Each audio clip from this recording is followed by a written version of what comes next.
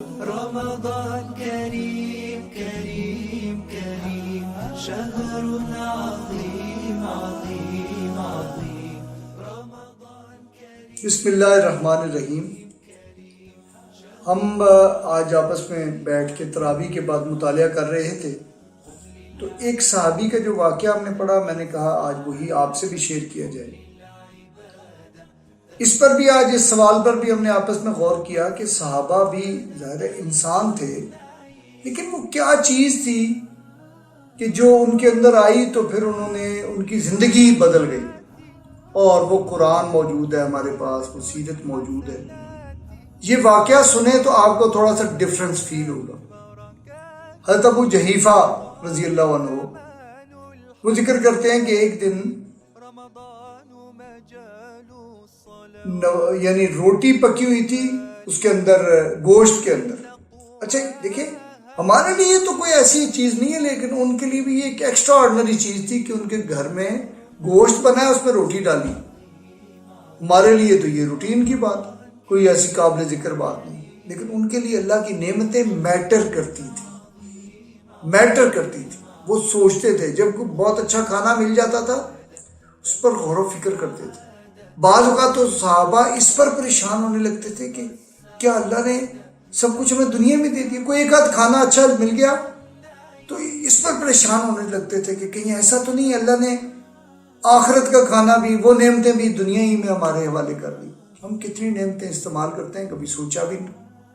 حضرت ابو جحیفہ وہ کھانا کھاتے ہیں اور ذرا پیٹ بھر کے کھاتے ہیں، اور اس کے بعد اللہ کے نبی صلی اللہ علیہ وآلہ وسلم کی محفل میں چلے جاتے ہیں.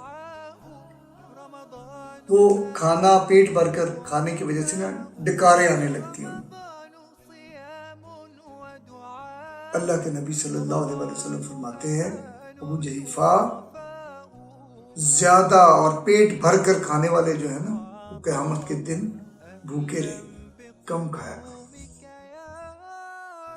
بس یہ سننا تھا کہ حضرت ابو جحیفہ کہتے ہیں کہ پھر یعنی دیکھنے والوں نے پھر دیکھا کہ جتنی زندگی بھی وہ ان کی باقی تھی، ابو جحیفہ رضی اللہ عنہ نے پھر پیٹ بھر کر نہیں کھایا. پھر وہ تھوڑا کھاتے تھے، بھوک رکھ کے کھاتے تھے. اور اکثر تو یہ ہوتا تھا کہ اگر صبح کھا لیا ہے تو شام میں نہیں کھایا، اور اگر شام میں کھا لیا تو پھر صبح نہیں کھایا.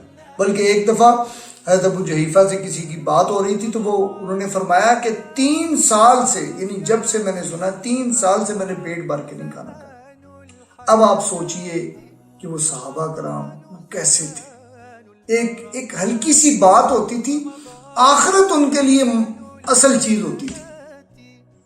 بس اس کو کمانے کے لیے وہ کچھ بھی چھوڑ سکتے تھے، حتیٰ کہ کھانا بھی کم کر سکتے تھے. یہی بات ہے جو ہمیں سمجھنی ہے کہ ہمیں واپس لوٹنا ہے اس طرف.